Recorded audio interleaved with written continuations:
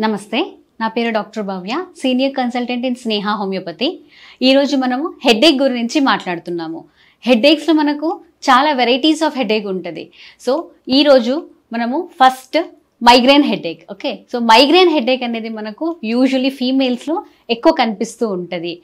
next cluster headache tension headache stress ఎక్కువ tension అయినప్పుడు మనకు హెడేక్ వస్తుంది next hyper tension headache BP మనకు ఎప్పుడైతే ఎక్కువ అయిపోతుంది అప్పుడు మనకు హెడేక్ వస్తే దాన్ని మనము హైపర్ టెన్షన్ హెడేక్ అని చెప్తాము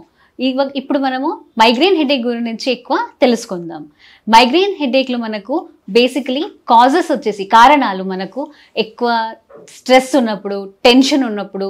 ఫీమేల్స్కి అయితే ఎక్కువ మనకు నెలసరి ముందు నెలసరి తర్వాత ఎప్పుడైనా మనకు ఎక్కువ హార్మోనల్ చేంజెస్ వల్ల వీళ్ళకి హెడేక్ అనేది చాలా వస్తూ ఉంటుంది మైగ్రేన్ హెడేక్లో మనకు సిమ్టమ్స్ వచ్చేసి చాలా డిఫరెంట్గా ఉంటుంది ఇక్కడ హెడేక్ 1 డే నుంచి 3 days అంటే 24 to 72 hours వరకు హెడేక్ అనేది ఉంటుంది so this is called as an phases of headache ఈ హెడేక్లో మనకు ఒక్కొక్కరికి హెడేక్ విత్ ఆరా ఉంటుంది హెడేక్ వితౌట్ ఆరా ఉంటుంది అంటే తలనొప్పి వచ్చే ముందు మైగ్రేన్ హెడేక్ వచ్చే ముందు ఒక్కొక్కరికి కళ్ళ ముందు చిన్న చిన్న చుక్కలు వెళ్ళినట్టు లేదంటే లేని సౌండ్ అంటే bell ringing sounds train sounds ఇలాంటి సౌండ్స్ వినిపిస్తూ ఉంటుంది నెక్స్ట్ ప్రాపర్ హెడేక్ వచ్చినప్పుడు ఫస్ట్ చిన్నగా ఒక్క సైడ్ లెఫ్ట్ లేదంటే రైట్ సైడ్ హెడేక్ స్టార్ట్ అవుతుంది ఆ హెడేక్ అలానే ఫుల్ మనకు తల మొత్తం స్ప్రెడ్ అయ్యి ఒకటేసారి మనకు పెయిన్ అనేది ఎక్కువ అవుతూ వెళ్తూ ఉంటుంది వీళ్ళకి సో ఇది ఫేజ్ 1లో ఉంటుంది నెక్స్ట్ ఫేజ్లో వచ్చేసి హెడేక్ సివియర్ అయిపోతుంది ఎంత సివియర్ హెడేక్ అవుతుంది అంటే చిన్న లైట్ ఏదైనా వెలుతులు వచ్చినా మనకు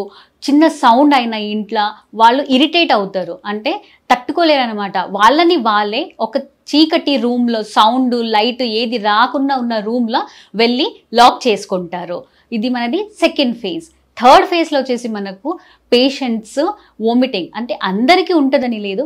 ఒకరికి 10 to 15% పేషెంట్స్లో వామిటింగ్ అయినాకనే హెడేక్ అనేది రిలీఫ్ ఉంటుంది